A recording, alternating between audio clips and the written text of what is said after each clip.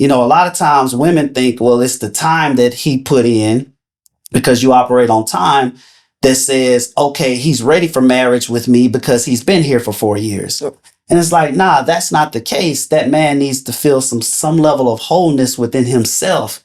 If he does not feel that, he is not moving forward. Until he feels like, yeah, I can do this. I can do this and we can do this together. You know what I'm saying?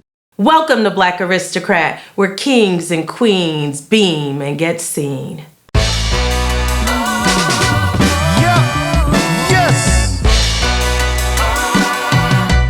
Black Aristocrat, we here. Yeah, yes.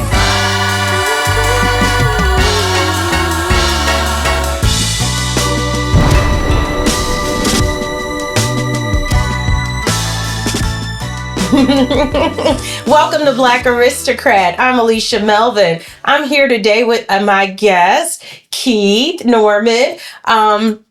Just a little bit about Keith and why I chose Keith to be on Black Aristocrat. What I've chosen to do on this show is to bring out those in our community who I feel are actual kings. So I feel Keith is a king based on the fact that he's an amazing husband. He's an amazing father. He's excellent in his career. He's got his education on point. He's also known to me as Sneaker King and coined the term loyaltor, which explains what I do for a living as a lawyer and a real estate broker. I am so excited to have Keith with us today, and we're going to get started talking about Keith and all things that he has to offer. Keith is also a minister, and when did you become a minister, Keith? I got ordained February of 2020. So.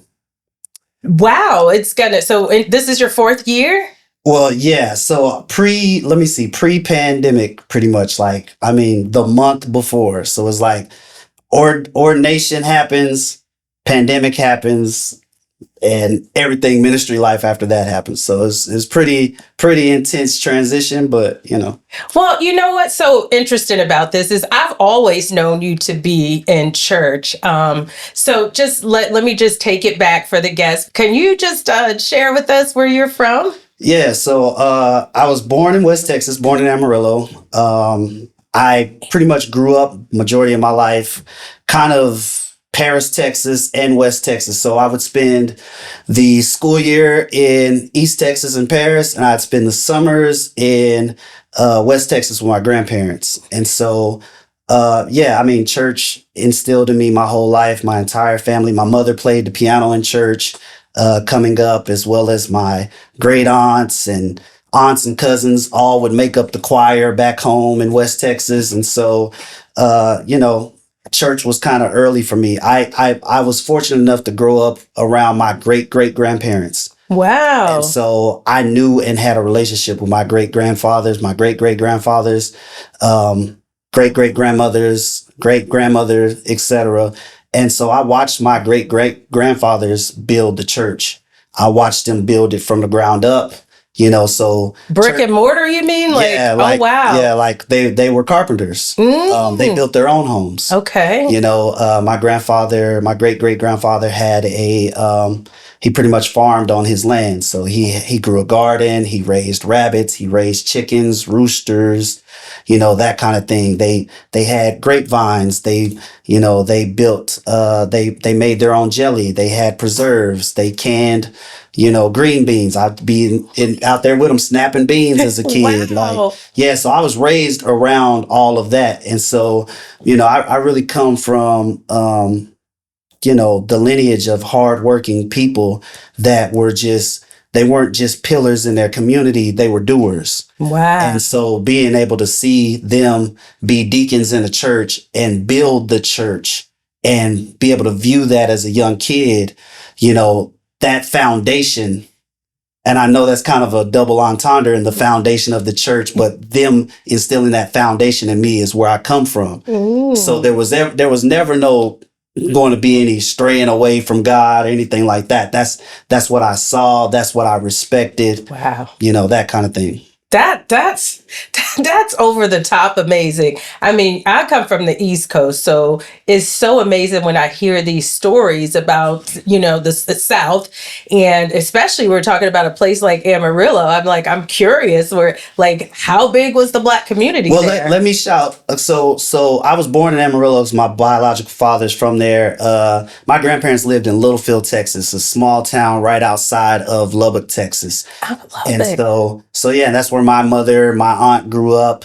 Both of them are my loves in my life. I Yeah. was raised in a household where after my great great grandfather passed away, my great great grandmother and my great grandmother grew up in my house with me, with my mom and my aunts, and all my cousins are girls. So I grew up. My stepfather worked for the railroad 42 years. Wow. So I watched him, be a pillar in our family and work hard as he did, always on the road and things like that. But I grew up in a household full of women. So I have a natural respect for women because of that. Wow. So this is just hitting, like everything is just hitting home.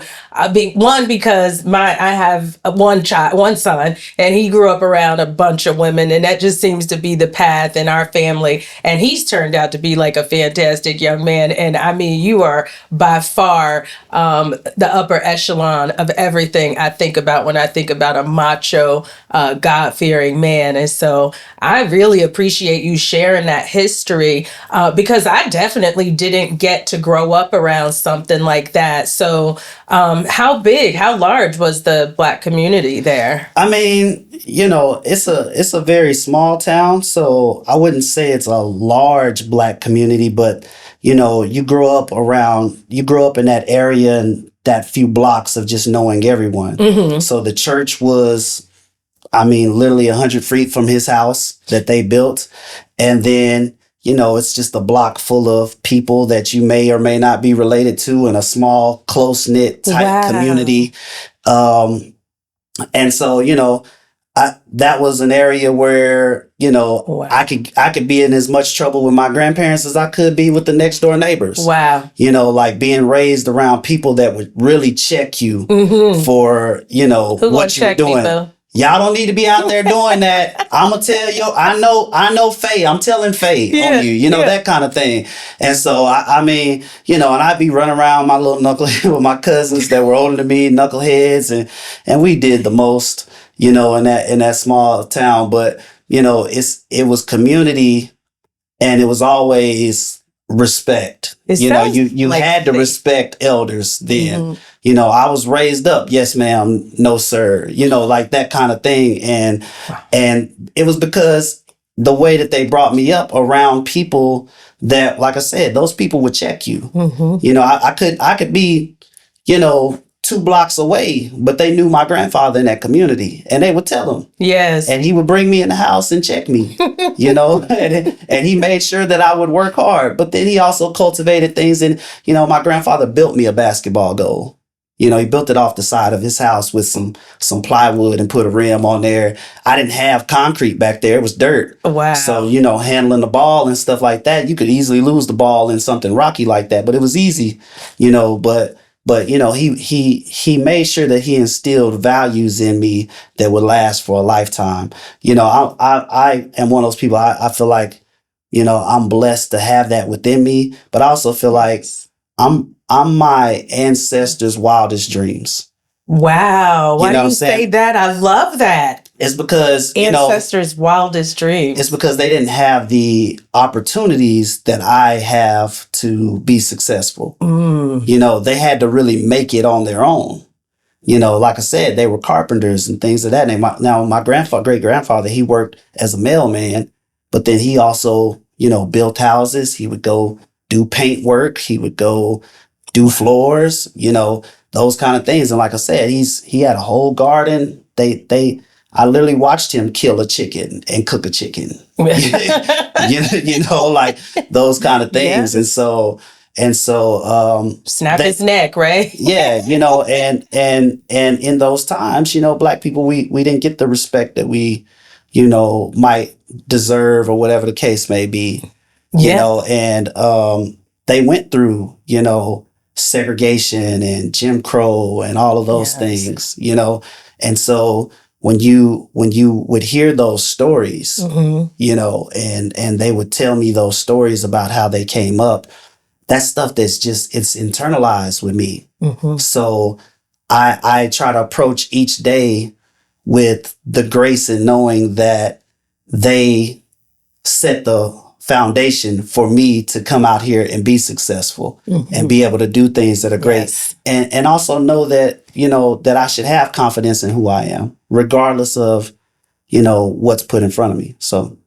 Absolutely. This is just this turns out to be more amazing than I could ever imagine. And so, they say down in West Texas or Amarillo, I love Miranda Lambert. So they has this song, Everybody Dies Famous in a Small Town. And I just love that. Also, the Mason-Dixon line. So I just love that you share that story with me. It sounds like you had a lot of community growing up, that old fashioned thing where, like you said, the neighbors would check you. You would play outside. You could play outside. You could run wild. But if something turned out to go wrong, there was always somebody in the community to 100% to check you. So that transition into them building that church. So was it small? Was it mainly family, or how large did that church become? That church still stands today. Wow. And it looks just like it did when they built it. Oh my same goodness. Carpet, same walls, everything. We got to get pictures. It looks like brand new, like it was, like it's never been touched, and I think that probably goes into. Do they still have services there? Yeah, they still have services there. Oh, There's a new pastor, of course, but yeah, like when there'll be a reunion, what they call the Dunbar reunion, which Dunbar was an all black school that was there that, pre like segregation and everything. It was an all black school. So they still honor that school, even though it doesn't exist today, each year. And they have a reunion and they bring people back in town. And so my family will go back in town and be a part of the reunion, and we'll go to church there. And my mom might jump on the piano and my cousins will jump up in the choir and, that kind of thing. And who knows, one of us might preach. Like, they really set a tone of that community and especially, as Black people and seeing, there's still people that are there that are elders that attended that Dunbar school. So to hear their stories, yes, again, it's something that as an adult, I can definitely grasp it more than I did when I was a kid. But, to see them and hear them tell their stories, it makes me go back into the workspace and say, man, I can keep pushing because that's what they had to do. And and absolutely, that's what they had to do. And growing up in the South, my understanding, it was just a lot more difficult here in the South. But what I think is so amazing in the folks that I meet is that they're landowners, and me participating in real estate, it's really big. I deal with a lot of land issues where land is left to families, is left to multiple people. And that's a whole nother thing that we can get into. But I love that the land ownership was there. And one of the things that I love to do on this show is pay homage to the ancestors. And so I really appreciate you sharing that information. So you did that transition from the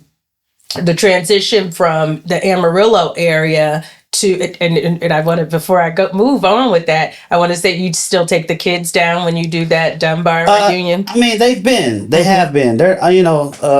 Maddox, my oldest is 8, my youngest is 3. So he hasn't. I think when we took him, he might have been 5. So we'll probably go this year. Okay. And we'll go and he'll be able to process it a lot more. Yes. This is where Daddy grew up. This is where my great-great-grandfather's house is. This is where he had chickens and things of that nature. So, as you get older, you can retain more. And so I think it'll be more interesting to see him as an older child kind of embrace it. Do you know about farming? Or did they not really? I think I've become kind of cityfied, even though I have country roots. At least optics wise, I definitely look cityfied. I still have country roots. I'm not personally going to grow out and start a garden, I probably can. My cousin Steph, she's started a garden in her backyard because again, we were all raised together, so she has a Right. garden and those things, and cook and all of that. But almost people nowadays, I feel like I'm stimulate the economy. Like if you do it, I'll pay you to do it. I'm not getting out there mowing the yard. I'll pay somebody. That kind of It's thing. good old Texas. Yeah. Oh, I was so spoiled in Texas. 'Cause, like my husband still wants to like cut the grass on the East Coast. I'm like at the East Coast house, and the neighbors do that, and I'm like, guys, like we don't do that in Texas. Like, Yeah, but see, with me, now I will say, animals and stuff like that, I'm not scared of anything. So, my wife scared of snakes and I'm like, oh, it's a snake. Cool. Let's go kill it or whatever the case may be. So if I ran across that kind of stuff, like, what is it? Red on yellow, kill a fella. Or yeah, something like that. Yes. So I just wanted to, so based on that, so then you went from Amarillo then to Paris? Yeah, so I spent the bulk of my school years in Paris. Like I moved to Paris when I was 5, I believe. Yeah. So I spent all of elementary, middle school, high school, all of that in Paris, Texas, which is again another smaller community. It's under 30,000 people, population wise. And I was fortunate enough, my mom worked for the school. So I was fortunate enough to go to a fairly diverse school in comparison to the Crosstown school, which was pretty much a predominantly white school. And so if I went to that school, it would have been one of maybe 3 Black families in the entire school. Is that Hunt County? Paris? That's Lamar County. Oh, Lamar County. Okay, yeah. I spent a lot of time Hunt, Quinlan, just like all these Wise County. I'm in all these counties, and and I go and I'm like, I don't know anyone here, and I'm thinking, who lives here? And so it's just so awesome that I had some reference point because I've been to Paris so many times. Yeah, you swing through Paris, you got to go see like the Eiffel Tower. We got our own Eiffel Tower. It has a cowboy hat on it, a little red cowboy hat. You say you like country music, go get your picture, put your Beyonce in the background, and rock out. Oh no. Yes, I will, because I love it. So you said growing up there, it wasn't a lot of representation, but I guess was it almost like representation. So that's interesting that you bring that up because I was having this conversation just recently at work. Growing up in a small town like Paris, Texas, you don't really see a lot of like extremely successful African American figures. They either work in a soup plant, or something like that because it's Campbell Soup is one of the plants that's there. We had Kimberly Clark, which is another plant that's there. Okay. So the most successful African American people you would see there work in a plant or something like that, or you have your coaches and things of that work for the school district. My mom was a social worker, so and I tell people all the time, I don't know that I would have went to college if my mom didn't go to college while I was coming up. So I watched my mom go to school and my aunt go to school, and elevate their careers while I was in school myself, but I didn't meet, Black executives and things like that. I didn't meet a Black executive really until I graduated college and met my mentor. And that's what really changed my life because I met somebody that looked like me, that was extremely successful in business, that would joke like me. That representation is what, transitioned who I was into recognizing who I could become, because it's hard to be what you never see. That's true. So I didn't come up around that. So I was green to a lot of that. Yeah. And so I moved like a person that was from Paris, Texas. I drug dealers was the successful people, right? In the area that I grew up in. I saw the cars and the things that they had, and that's stuff that I would desire, at that age. But I didn't see anybody doing that on a legal level until I moved up here and went to UNT and started kind of being exposed to the world a lot more. So that is.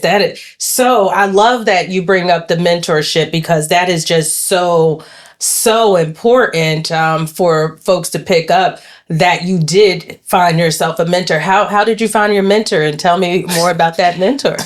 Honestly, just happenstance. Again, I was green. I was kind of wanted to carve my own way. I went to school for acting. So I wanted to go to school for acting. Oh my goodness. But I never got a chance to. Yeah. So I just graduated school and was like, oh, I'm about to move to LA, go chase the dream, that kind of life. And my mom had gone to a women's conference and met this lady, Apostle Tina, Pastor Tina at that time.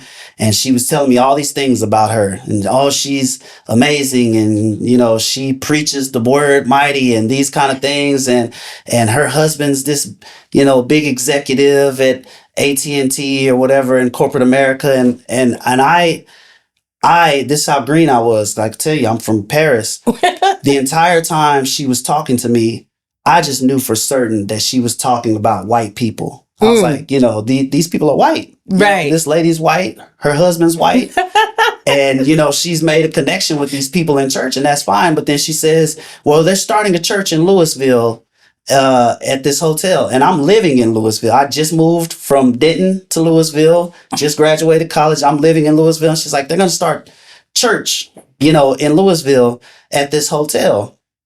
And so the hotel was a mile from where I lived. So I was like, okay, cool. I'll come there, God. Whatever. And I went in there and I met, of course, the pastor, and I met her husband. And I he just kind of passively was just like, hey, send me your resume. And I was like, this looks like a respectable dude. I'll send him my resume. I don't, no big deal. And I sent them my resume, and some lady called me up out the blue one day and was just like, hey, got your resume from him.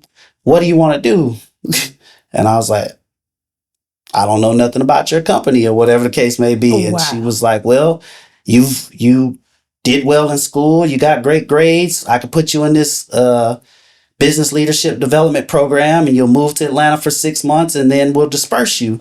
And I was like, oh, moved to Atlanta 6 months. That don't sound too bad. But I said, by disperse, do you mean you'll send me back to Dallas, or you'll send me to LA where I would like to be? Or do you mean you can send me to Spokane, Washington? And she said, well, yeah, the latter. And I said, well, no, I can't do that. I'm not going to do that. I'm not going to be just put somewhere in the middle of the country, And so she was like, well, you got all this sales experience. I worked at the Buckle selling clothes the entire time. Yes, the entire time I was in college. That was my hustle. Oh, that might be. I don't know. You stay fly. I had all the clothes and all that. It was a cool job. But she's like, y'all sales experience and they make good money. And I was like, well, what's your idea of good money? And she's like, well, I can't tell you that, but so I was like, out of respect for this guy, I'll just go through the interview process. Yeah. And I did. And they sent me a contract, and I went, looked at it. I was like, man, you mean to tell me at bare minimum, if I just hit my goal, I'll make $50,000. Wow. To sell cell phones in the air condition. And I had friends coming out of college. They were all taking entry level positions at, mortgage companies and things like that, paying them $33,000, $34,000. So I'm like, I'm that much further ahead of my friends. But I still was like, oh man, I'm about to get this bag, save this money, and move to LA. And, I started working there, and I walked in the first day, and this guy said, well, how much money did you make here last year? Guy said he made $85,000. I said, you made $85,000 in here selling cell phones? People don't understand. Like, I'm about to go. I'm about to get it for real. And I remember calling my mom, like, is my chick bigger than yours yet? That kind of thing. But that was how I met him, and took on that job. Back to your original question, how I met him was just that, just meeting him there in church. And then we began to cultivate a relationship. Just, I guess he saw something in me, maybe that I didn't even see in myself at that time. And we began to cultivate a relationship that way. And, he's been my mentor ever since. Well, you know what? I did not know that our little church that we attended, right? I think, did I meet you? I met you at the church. Yeah. With Apostle Tina, which I met her on the side of the road. She was going to buy some hair, and she was coming, and I said she got a flat tire, and I said, that's okay. I'm in Allen. I said, which way are you? She said 121. I said, I'll come and meet you. I met her on the side of the road. When I tell you, when she just walked up to me with the flat tire and all, it was just like a glow around her. Yeah. And I looked and I was like, I said, you are beautiful. And she just said, oh, so are you. And then we just started talking. And from that day, it was just all love. And then I went to hear her preach, and, it was a done deal for me. And we were tiny. Like you said, it was at Louisville still. The church was still meeting at the hotel in Louisville. And I can't believe it's been that many years. How long ago you think that? Well, they just had a 14-year anniversary. So 14 years. Has it been that long? That is crazy. So I had no idea that. I'm not exactly sure what year you and I met. I just remember, I don't even know what year. I know we did real estate business together. I sold you and your wife a house. Let me see. Maddox is 8. So that was 8 years ago. Wow. Yeah, 8 years ago. That's crazy. It's been, and so just think about it. Before that, we were just attending the same church. And so, yes, I know this amazing mentor of yours who, what was he, an officer at AT&T? Yeah, he was an executive. He was the president, in multiple spaces, of course. And CEO and it all over the place. Now he's a CEO. Yeah. So he's phenomenal. But a guy that, very humble. His humility is like second to none. And like I said, just meeting him and seeing how he moves, seeing how he loves his family, seeing how he puts God first, like those kind of things, like that. I couldn't ask for a better mentor in that man. But again, meeting him, that changed the entire trajectory of my life. That changed exactly, who I thought I was and wanted to be into becoming who I am today. Wow. So I owe him a lot of credit. The man, well, you're definitely giving him that credit, and I can tell you that I second everything you're saying, because I've seen it firsthand myself. I've witnessed Xavier serve his family and serve his wife while she pastors, and now he's bishop. But that is just that is just phenomenal that he had such an impact on your life. Do you think that has affected how you are as a husband and a father? Oh, 100%. Because, him, he's a servant first. Mm-hmm. He has a servant first mentality, which is kind of who I am and who I was kind of ingrained to be even from a kid. But to see that on a larger scale, somebody who, probably has the money, the resources, etc., that will beat you to serving the community, that'll beat you to serving in the church, that, it's not beyond him to serve in any capacity. No. If he had to clean a toilet, he's going to clean it. Absolutely. Me too. He's such a humble guy in how he moves. Mm-hmm. And so, that definitely impacts me, just watching, how he raises his son and raises his daughter and is always there for him. And this is he's a very busy man. Right. But he will put all of that aside. Yes. Like he made time for me. Mm-hmm. There's nothing that I can't call him and ask him. Wow. There's not a time that I can say, hey, I need some guidance here, that he won't say, hey, I can put some time aside on the calendar or whatever the case may be. We can come eat and you can get it all out. Like those kind of things. It means the world to me. Wow. That's tremendous. And I knew that he worked with the men in the church, and I've seen, he'll bring you a tissue, he'll, pick you up off the floor. Anything. But I did not know he had that much of an impact. So tell me, when did you meet your wife and how did that happen? Man, I knew my wife in college. Okay. And This is for the ladies. And yeah, and she was bad. She was she was bad. Like the first time I ever saw her, I called her wifey. I was like, "Oh, that's wifey right there." Oh, she's gorgeous. yeah, she was beautiful. I mean, long hair down her back, like just radiant smile, like all of those things. But I called her wifey then in college, but I would never like really just shoot my shot at her or nothing like that because, it was. I knew I brought enough nonsense to the table that I didn't want to involve her in. I was just, chasing girls and just being like any other college kid. You know what I'm saying? I just spent more time playing basketball and with the homies and, trying to bag as many females and get numbers as I could or whatever the case may be. And so I knew of her in school and we kind of socialized in the same circle. Some of her line sisters in the sorority that she was in were great friends of mine. And I used to tell like, yeah, put me down with her or whatever the case may be. But I never really took that serious until after I graduated college. And I was like, really in that transition point in my life, like, I'm tired of just meeting any girl. I want a girl that's just genuine, like that case, whatever the case may be. And I think I went out with my cousin and I don't remember if it was my graduation night or it might have been a night after that. It used to be a place that was really jumping called the M Bar. and I went one night and she just happened to be there and she had just cut all her head off. She had this short little pixie cut. And I was like, oh, my cousin was like, man, who is that? And I was like, oh man, I said, that's Natasha. He's like, you know her? He said, you ain't never tried to holler at her? I was like, I mean, man, not really, you know what I'm saying? She ain't really that type of girl. He said, man, you need to go holler at her. So he kind of put the battery in my back. And then I was like, yeah, you know what? I'm going to go holler at her. And so went and shot my shot, bought her a drink or whatever, and I was broke then too. We was all broke. So you bought a girl a drink when you was broke days, Yeah, it was important. Yeah. So got her number, asked her on a date or whatever, like to go to the movies, and she canceled on me the first date.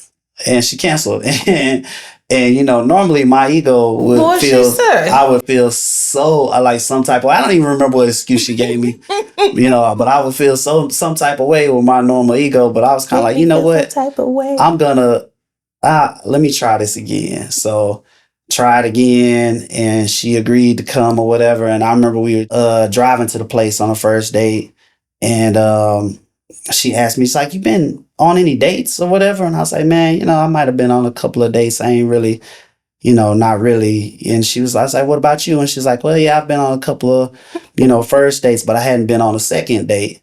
And so in my mind, I said, well, no matter what happens, I at least got to go on a second date with her to make sure that I'm not the same as every other guy, but at that point, after we went on our first date and then our second, we was locked in. Like I took her back to meet my family. I'm not even sure if we had been dating for maybe a month and a half. My mom was cooking, they were having a barbecue back home in Paris and I asked her to go with me. And when my mom met her, she was like, I don't care, whatever else you do, we keeping her. And so that's how the family is, right? And I remember she pulled me in her room. Keith, she is so beautiful. Oh, she is, and inside and out. And I was like, I know, and I probably grinning from ear to ear. She just had that kind of effect on me. So Natasha is great. Yeah, but we kind of were raised with the same values, the same core values. So it was easy for me to date her. Like we had the same kind of values in being brought up in the church and loving your family and knowing your great grandparents and those kind of things. So we shared in that. Wow. And so that made it easy. And like I tell people, it's we've done life together. We were broke together. We do great, like that kind of thing. How many years of marriage? We're approaching 10 years. So we're about to have our 10-year anniversary. Okay. In May. So 10 years, an 8-year-old and a 3-year-old. And a 3-year-old. Maddox and McKinley. Maddox and McKinley. Listen, you keep little Maddox fly, and now you got this little girl coming up, and you're not gonna be able to do nothing with her. Oh man, she's a tyrant. she's a mess. So what you say? So is it true that you when they say him who finds a wife finds a good thing, did you know that Natasha was, you said you called her wifey early on. Yeah. Did you kind of know in your head? And I'm saying, and I'm asking this question for the women because women spend a lot of time with men, right? Mm-hmm. That sometimes I think don't have the best intentions. Sure. And I guess I'm just wanting to ask the question for the girls. Do you pretty much know it when you see it? Almost like, yeah, I think so. I would say so. Like, I did know it, and I would say through dating and times and things of that nature. Like, it's so interesting. I've had this conversation so much recently, but I have a strong opinion on this. But good. I want to hear it. So, you said, women spend a lot of time with men. And, I think a lot of women spend time with men and feel like men are wasting their time. Back to your point of he who finds a wife finds a good thing. First of all, I don't think it's happenstance that most of the most successful men in the world are married. You know what I'm saying? From a standpoint of, them growing their careers and things like that, having that foundation at home propels you in a different way. But I say all of that to say women operate on timelines. When y'all started as a young girl, you said, okay, I want this, and that in my life. So it's I want to be married by this time. I want to have a kid by this time. I want to be at this space in my career. Men don't move like that. Men need something that pushes them in order to be successful. Right. So, because like me and my wife, we dated 5 years before I proposed to her.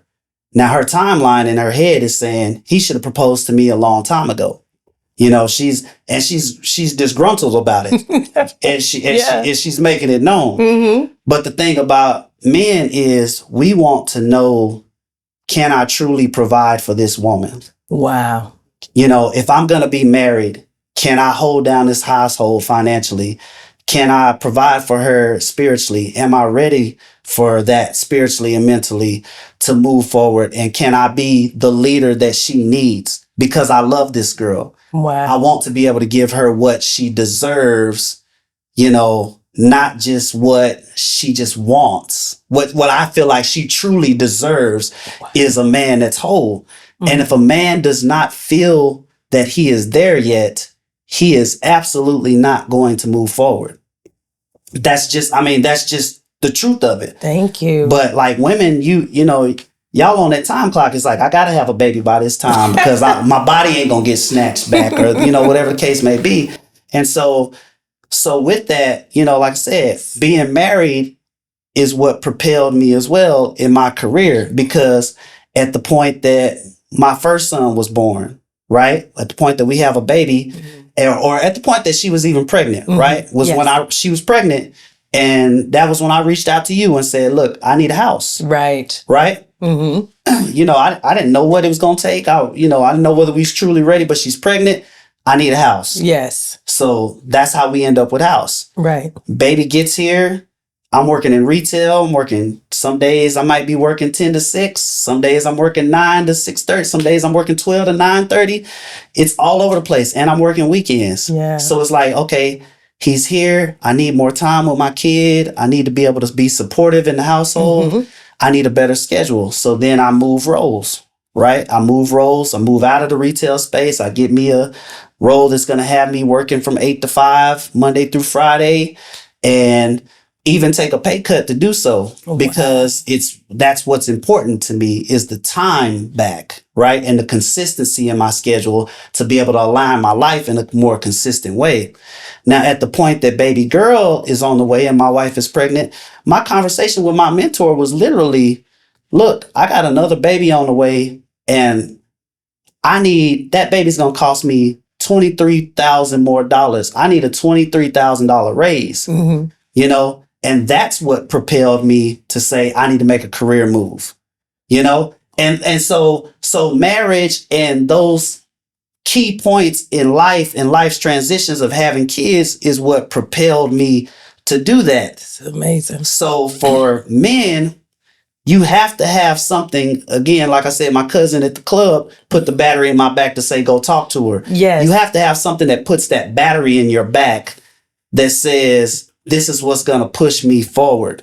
You know, a lot of times women think, well, it's the time that he put in, because you operate on time, that says, okay, he's ready for marriage with me because he's been here for 4 years. And it's like, nah, that's not the case. That man needs to feel some level of wholeness within himself. If he does not feel that, he is not moving forward. Until he feels like, yeah, I can do this. I can do this, and we can do this together. You know what I'm saying? Yeah. I mean, that is just, I love that you have a strong opinion about that. And that's a really good explanation, because there's just, I mean, nowadays there's just, the girls are just sitting back and, you know, it's just not moving as quickly. It's different with social media. Yeah. Do you still believe in that traditional date? Like if you were if you were mentoring a young man and he told you he was interested in a young lady, what would you tell him? Yeah, I'm pretty traditional in my stance on things, but you know, the dating world and today, like you brought up social media, people live off what they read on a meme nowadays. Yes. So if the meme says that man doesn't make this amount of money, so don't date him, that's what people do. So the dating world is a little bit more complicated than it was when I was coming up. Like I said, me and my wife, we broke together. Like our dates was going to the movies, hanging out, you know, going bowling, those kind of things. Nowadays, they got memes out to say date better be, you know, $200 at bare minimum. You know what I'm saying? And people take that. People take that to heart. You know, I had a conversation with a young girl at the office recently about the same kind of thing. She says, "Well, I want a man that's where I'm at in my career right now." She's making 6 figures at 26 years old. Okay. And I told her, I said, you know, no disrespect. Boo. However, your dating pool gonna be real small if you think you're gonna find you another man at 26 making 6 figures, because he doesn't have something that, unless he's just super driven or came up in a household where his dad was just super corporate and by the book and stuff like that and just drives him to do that, he's not gonna do it until he has something that puts that battery in his back. And so I gave her that same framework that I just gave you is what I gave her. She went, oh, I never thought of it that way. Unless you're my son, my 26-year-old Columbia graduate who's a tech co-founder that raised millions of dollars in venture capital. Now, with women and no man in the house. But no, that's a sidebar. I just had to throw there. But that's a good sidebar. He's a unicorn. That's a good sidebar. But he's a unicorn because of what he saw his mom do. Oh. You know what I'm saying? Oh. He says, my mom's an entrepreneur. My mom put in the work. My mom worked hard. You know what I'm saying? My mom bet on herself.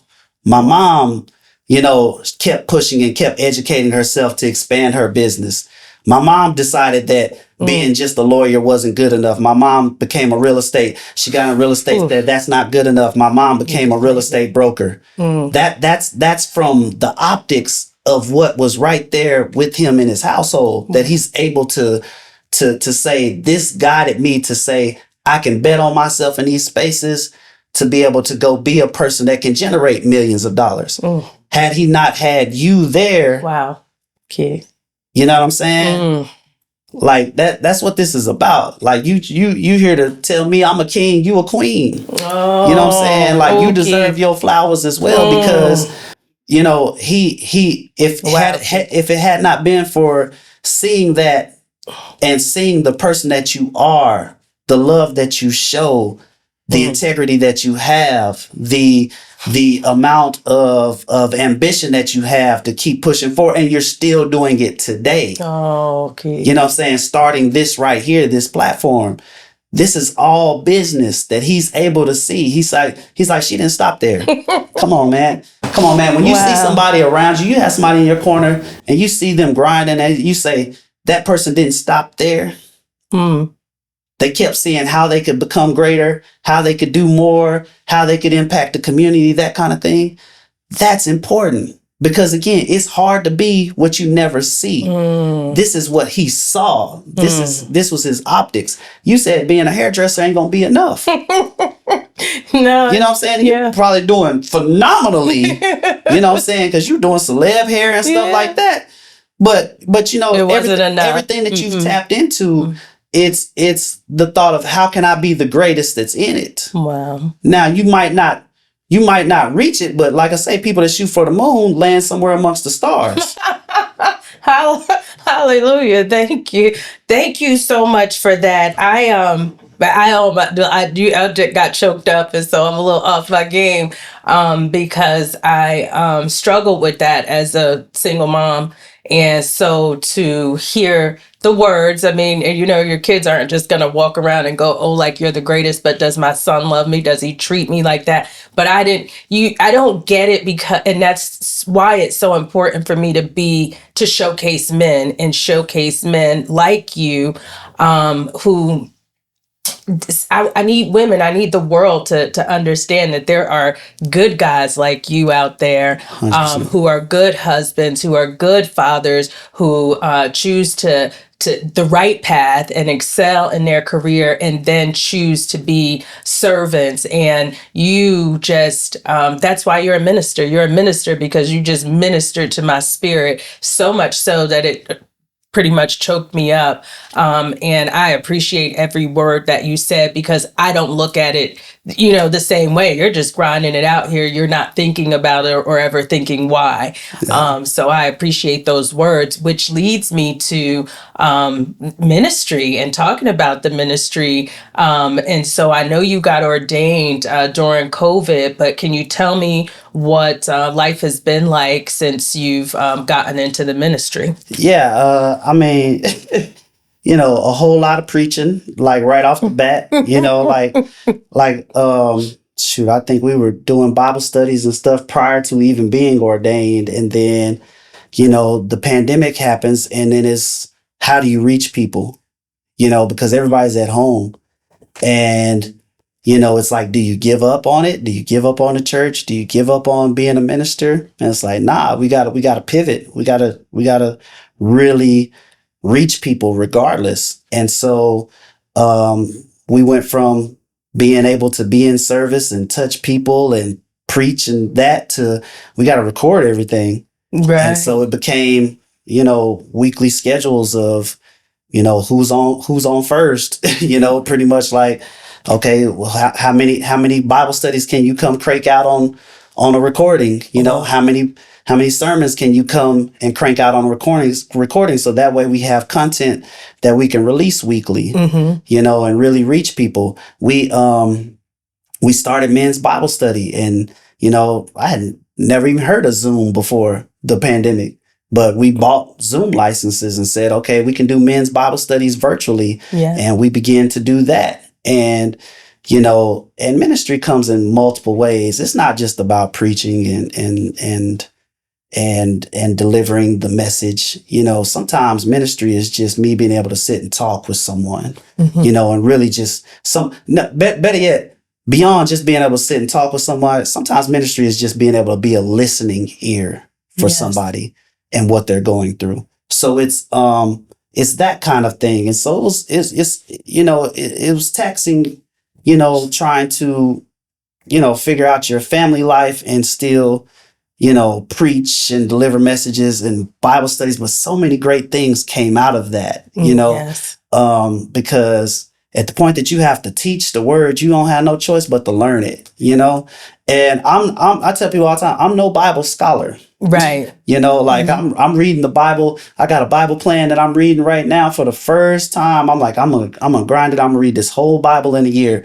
And I'm enjoying this Bible plan and doing that because I'm able to just read the Bible as a story. Yes. Rather than just reading it to teach someone. So being able to read it as a story is allowing me to internalize it more. It's allowing me to see different things that I didn't see because I'm not looking to find specific points that articulate what God gave me as a title or God gave me as a message. I'm just able to take the story in. You know what I mean? Yes. And so it's great. And then we had our men's Bible studies on Mondays, our Man Day Mondays. And what cultivated from that was after George Floyd happened, we as men, we get on this Zoom call and we got men, elders, youngers all across the country on this call. And we decided, let's just talk about this thing. Let's just talk about George Floyd and what's happening. And when we did that, I mean, we got grown men really letting it out on this call, like, crying in tears what they're feeling. That was fun to watch. Because, you're looking at it like that could be me. Because, we're raised with the thought of, man, as soon as that police officer pull up to you on a car, hands at 10 and 2. Yes. And we're raised in a different way. So seeing George Floyd, you going, that could be me. But that made us realize that there's more to ministry than just this Bible study. Yes. We really need to do check-ins with men to see where we are and give ourselves an outlet. So from that, we were able to cultivate another ministry, a men's ministry, that we called AYO, which just means, are you okay? Oh, I love it. And we would do a check-in with men bi-weekly. Where are you at mentally, physically, spiritually, and fiscally on a scale from 1 to 10? Where are you at? And we would just go around the horn and let every man talk about where they were at, how they were doing mentally, spiritually. And then through that, you have all these men on the same call. Well, you begin to have resources for what you're dealing with. Man, I'm really struggling financially. Man, here's some money, bro. You good. I'm really struggling in my spirit. I have a kid that's suicidal. Some other man on the call, man, I've dealt with that, man. Here, let me tell you how I've gone through it. That kind of thing. And you begin to see, you hear men going, man, 2 months ago we talked and I was on here saying I'm at like a 3 or 4 mentally. Today I feel like I'm a 9. Wow. And you watch that transition in men's lives through Bible studies and through the AO that really just brings them up in a way, and you're seeing them do life and go get married and those kind of things. Wow. So it's a lot that comes into ministry, like and it's a challenge, but it's one that God puts you. If He puts you there, you're there for a reason. And some things are seasons. Some seasons are better than others. Yeah, I love to see you giving back to other men, and that is so powerful because women, we always got women's movement and women's 100%. right, and I'm not discounting them. We because women are still far behind men in pretty much everything, including salaries. But it is it's nice to see that you're sharing that men can actually get support within community, within church, and your ministry to other men, I think is just phenomenal because we leave them to the side, like to figure it out on their own, which is why mental health is such a big deal. Because if it goes back to what you said, if your value is on how you can provide for your family and how you can take care of your wife properly, then oh my goodness, yeah, something happens to your job, something happens, you don't want to go home and say, hey honey, I lost my job. And I see that stress, even like it with my husband. He's got a new position and it is beating him up right now. And I can see it. I can, so I'm trying to leave him be, but also, he's texting and like, this is hard work, but my value is in my marriage and I appreciate you as my wife. And it's so important that you guys also have support, because I wish he was he's a deacon, but I wish I know he goes to the meetings and he does this, but I'm just wondering if he has that system where he's actually picking up the phone. And I'm going to ask him about that and utilizing it. I encourage any man to find yourself an outlet. I'm fortunate enough to have, guy friends that we're all extremely close. We're all married, and we give each other an outlet. We really call each other and just talk through things. I can remember when my wife was going through postpartum depression. Oh. That was something that I didn't understand. I didn't expect, and I didn't understand, why she was so different or whatever the case may be. And I'm like, really struggling. Mm-hmm. It's because I'm like, this is not the same person that I'm used to. Like, what's going on? And I remember I finally called one of my homeboys. He said, yeah, man, my wife went through the same thing. And he began to lay it all out there for how he did. And man, just hearing him say my wife went through the same thing made it easier for me to deal with. You know what I'm saying? So man, we need that outlet because nobody knows.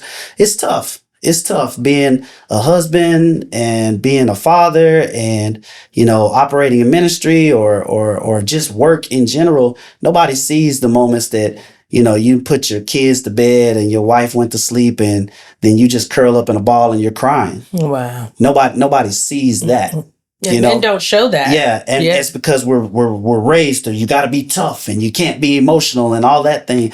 You know, and those are things in ministry that I'm trying to, you know, create safe spaces, but more so give men an opportunity to understand that it's okay to not be okay. It's okay to just let your emotions out.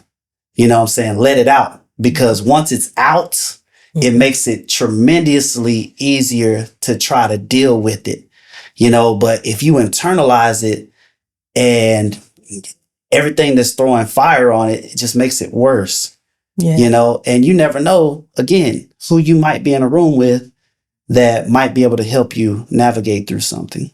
And that's what we have to understand more as men. And so, I mean, you have just been phenomenal. And I just love that you're reading the Bible like I'm reading the Bible now.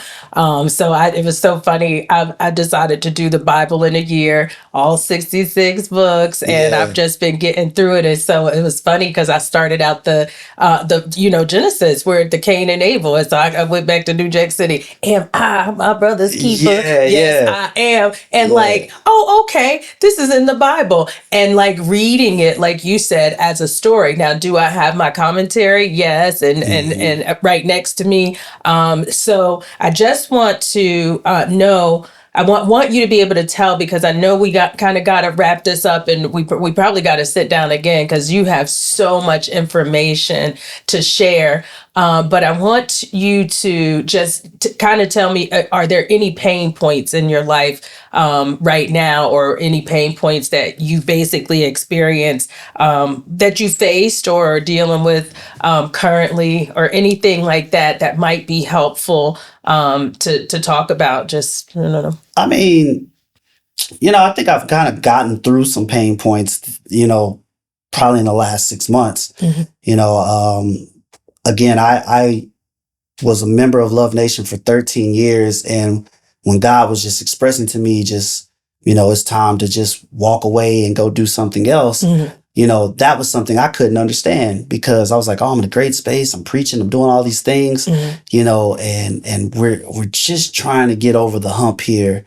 But, you know, God said, walk away. And I realized over the amount of time and the taxing of the preaching and stuff like that, I had just become so drained that I didn't feel like I had something that I could really pour out anymore. And that can happen. And so I had become really complacent because of how drained I was. And so I really just have gone through a refueling, a recharging, a rebuilding stage within myself. I got myself back in the gym and started doing that kind of thing. Like I was telling you, just doing my Bible plan, just going to services and, visiting churches and things, and just going to just enjoy the service, the worship, and just be able to take the word in for myself rather than, trying to see how the Spirit of God is moving in a place and using me, because it's a lot. Like even if a minister, even if you're not the one up there preaching, you're there supporting another minister, you're still trying to see what the Spirit is doing in a room and how you can really help the other minister in any way that God needs you. And so I've kind of gone through that, and then, we just crossed, Black History Month. And I think one of the challenging things in corporate spaces is being your authentic self as a Black man. Wow. And talk about that. We had a VP get up there and speak on a panel of African American leaders one day, and she said, it took me 10 years of working in corporate America before I finally decided to be my authentic self. Mm-hmm. And I was like, man, I feel that so, like I said, it probably took me about 10 before I was like, I'm not going to do the code switching anymore. I'm not going to be a conformist in the space. If I do the work, if I give God all the glory, if I really just move as who I truly am, God will take care of everything else. And but that narrative of code switching in corporate America is really strong because So to explain what is code switching? Code switching is like um it's what you see people do. Like, you ever seen the video of Barack Obama walking down the line? He's shaking hands of, all these white leaders, and he sees Kevin Durant at the end. He's like, "Hey, what's up? How you doing?" Yes, like that kind of thing. Yes. It's how you choose to articulate yourself. Like, I'm in a room with you and multiple Black people. I articulate myself in a certain way, and then I go in a room with maybe a bunch of white leaders, and I change my voice. I change how I present myself and that kind of thing. Yes. Just to be accepted. Mm-hmm. You know what I'm saying? Yes. Because in that world, Black people, we feel like we have to be exceptional in order to be the exception in the room. Yeah. You know what I'm saying? Totally. So you begin to switch it up, right? Mm-hmm. And so that's something that I've become more grounded and more comfortable in who I am. I'm a 6'5" guy that loves fashion, sneakers, and has a nose ring. Ooh. I'm not changing who I am to conform to old business standards. I'm not cutting my beard off and wearing nothing but black, blue, and gray to work and those kind of things. And so, it's interesting because my career has continued to grow. Praise the Lord. But yeah, it's all glory to God in that. But, at the same time, I've taken the time. People see me and they think I'm extremely young. They think I'm 25, and I'm like, nah, I'm about to be 40. You look 25. I've taken those 25-year-olds. I get asked all the time, to be a mentor. And before, I didn't think I was worthy of being a mentor of somebody, at that age, trying to cultivate their career. But I've taken the time to really invest in people again in that way. And just, I feel like I'm humbled by the fact that people ask. And some great things have come out of that. So it's been good. Well, I really appreciate you taking the time to be with us today. Hey, you still got your Can-Am? I do. Man, but I really ponder selling that bad boy because I got about 750 miles on mine. So that means I ain't riding it nowhere. Last summer it was like 110 degrees every time you looked up. Yeah, see, that's why mine is on the East Coast, because I get to ride through those mountains up in the Poconos. Yeah, so drive up, look at places to go kayaking. I make a payment every month and just go, man, you know what? I'm probably going to sell it because somebody else could probably benefit from it. But, I might give it one more summer and see if I can get myself out there. I got my truck out there, the 25-footer. I got a Sprinter van and my F-350 with the plow. I want to sell. I was like, should I be selling all these? And then I was like, well, maybe I should sell my motorcycle too. But I have so much joy in riding it. Yeah, it's a lot of fun. But I get to ride it a lot more because I keep it at my East Coast house. Yeah. If it was hot, like if I had it down here in Texas, I don't think so. But I want to thank you so much for joining us. You have shared some phenomenal information. Just going to do this for the cameras. You created this trademark of the Loyator, and I appreciate you coming up with that word because it helped me reach further in trying to describe my life as an attorney and a real estate broker, which folks tried to box me in and tell me I couldn't do both of those. But because I aligned my practice with land and probate and real estate, my law practice, and then combined the sales aspect, it just was perfect. And it actually helped me be a little bit more bold about making that, combining that career. And so I wanted to thank you for that. I want to thank you for being a guest on Black Aristocrat. You are an absolute king and you deserve your crown. I'm like, Keith, thank you so much for coming on the show. It was so nice to have you. You can do whatever you want. You can move around. I appreciate it. I appreciate the opportunity. So, it was fun. It was good.